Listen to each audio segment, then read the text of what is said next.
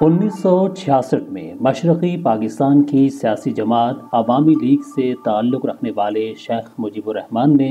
6 نکات پر مشتمل مطالبات پیش کر دیے۔ ان نکات کو مغربی پاکستان میں سیاسی اور عوامی دونوں سطح پر شدید تنقید کا نشانہ بنایا گیا اور علیحدگی پسندی کا مترادف قرار دیا گیا۔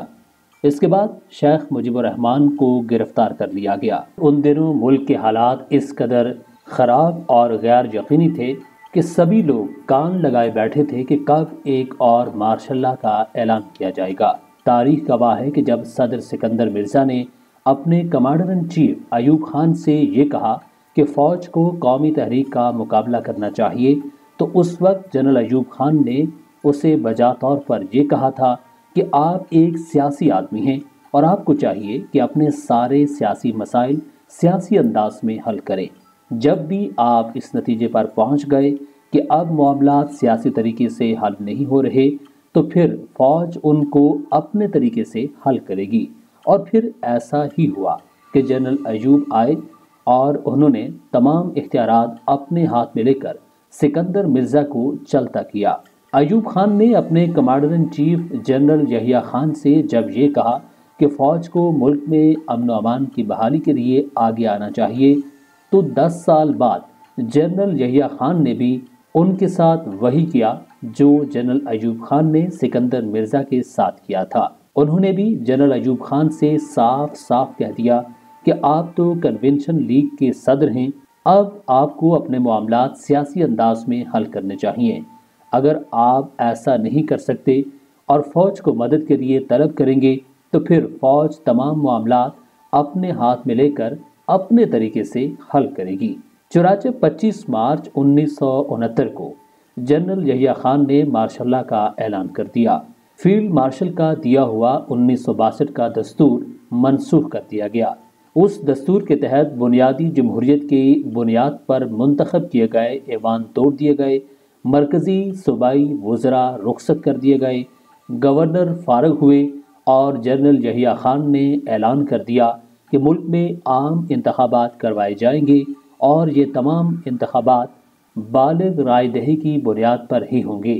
پھر جب ان انتخابات کے نتیجے میں اسمبلی منتخب ہوگی تو وہ ایک آئین ساز اسمبلی ہوگی، وہی اسمبلی ملک کو ایک متفقہ آئین دے گی۔ جنرل ایوب خان کے جانے اور ماشاء اللہ کے آنے سے وہ تمام تحریکیں بھی یکسر جامد ہو گئی۔ قوم نے جنرل یحییٰ خان کا یہ اعلان تو سن لیا، مگر کسی کو یقین نہیں آ رہا تھا کہ ایسا ہوگا، کیونکہ لوگوں کے سامنے ملک کی 25 سالہ سیاسی تاریخ موجود تھی کہ مسلم لیگ اور ریپبلکن سے لے کر نوکر شاہی اور فیلڈ مارشل تک کسی نے بھی ملک میں عام انتخابات نہیں کرائے۔ ہر کسی نے اپنا الو سیدھا کرنے کی سعی کی تھی، کسی نے بھی عوام کا بنیادی حق تسلیم نہیں کیا تھا، اور اب فوج ہی کا ایک اور کمانڈر ان چیف ملک کا سارا اختیار اپنے ہاتھوں میں لے کر قوم سے وعدہ کر رہا تھا کہ وہ ملک میں منصفانہ انتخابات کروائیں گے۔ سب کی نگاہیں ان پر لگی ہوئی تھیں کہ وہ جو کچھ کر رہے تھے یا پھر کہہ رہے تھے ایسا کریں گے بھی، یا دوسروں کی طرح وہ بھی اپنے ہی اقتدار کے لیے راہیں بنائیں گے۔ مگر جنرل ایوب خان اور جنرل یحییٰ خان کے مارشل لا میں ایک بنیادی فرق یہ تھا کہ جنرل ایوب خان کا مارشل لا مسلم لیگ اور ان کے اکابرین کی بددیانت، خود غرض سیاست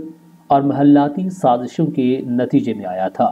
مطلب یہ کہ قوم ان سیاسی مداریوں کی کرابازیوں سے اس قدر مایوس ہو چکی تھی کہ اس نے جنرل ایوب خان کے مارشل لا کو اس امید پر خلوص دل کے ساتھ خوش آمدید کہا کہ ان کو ان لٹیروں سے نجات مل جائے گی۔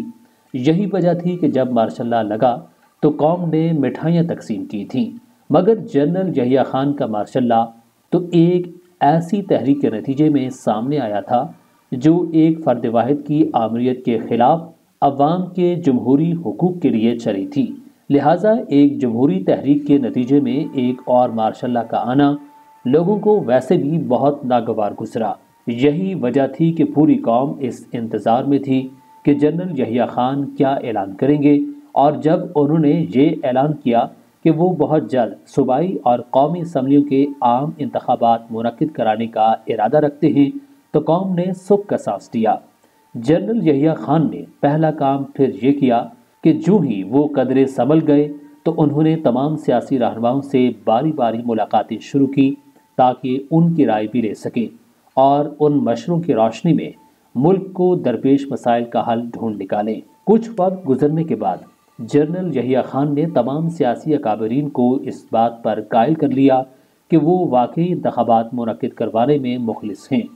یوں لوگوں کے دلوں میں ایک امید کی کرن پیدا ہوئی کہ واقعی الیکشن ہونے والے ہیں۔ کہا یہ جاتا ہے کہ پاکستان کے دوسرے مارشل لا کے نفاذ کی ایک بہت بڑی وجہ یہ بھی تھی کہ 1962 کے آئین کے تحت 1970 میں صدارتی انتخابات ہونے والے تھے۔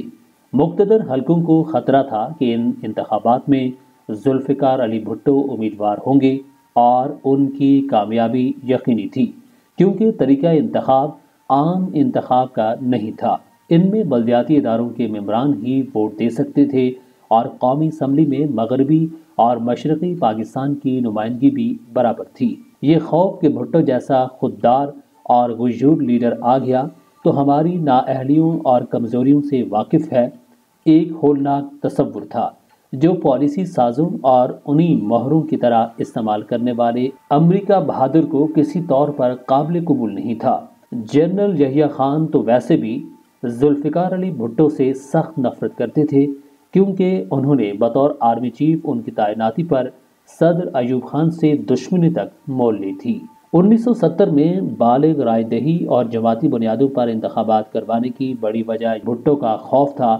کہ عددی برتری کی وجہ سے وہ حکومت نہیں بنا سکتا تھا اور اکثریتی آبادی بنگالیوں سے نمٹنا نسبتاً آسان لگ رہا تھا کیونکہ ان کے پاس بھٹو کے پائے کا کوئی عالمی سطح کا لیڈر نہیں تھا۔ مجیب الرحمان کی حیثیت MQM کے الطاف حسین کی طرح سے تھی